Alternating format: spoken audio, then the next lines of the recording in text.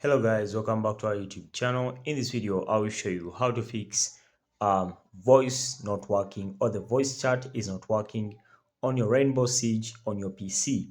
So guys, this is a PC troubleshooting video. So if you have your PC and you have your Rainbow Siege installed on your PC but the voice chat isn't working, you're in the right place. So quickly we shall look at the following solutions or the troubleshootings methods.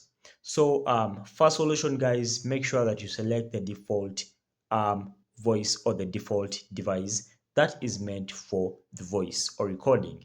As you can see, right click on your speakers here, and then in the bottom right corner select sounds, and then go to recordings, and then in the right click on the microphone, and then properties, and then select the default device.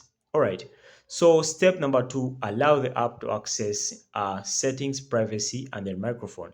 So guys, in most cases on your PC, you may not have allowed Rainbow Siege to access privacy and settings of your PC. So this means if it doesn't access this, it doesn't have access to your microphone. And of course, if it doesn't have access to your microphone, the Rainbow Siege won't work because you can't really use it when access isn't there.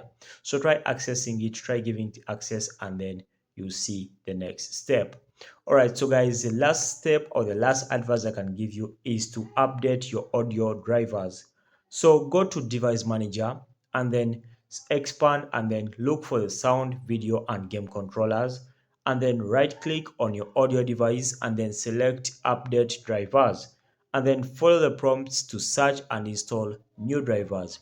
So guys, in most cases, the drivers of your PC might be outdated, and because of this, the voice chat may not be working. So guys, consider updating your drivers and then try using the voice chat once again.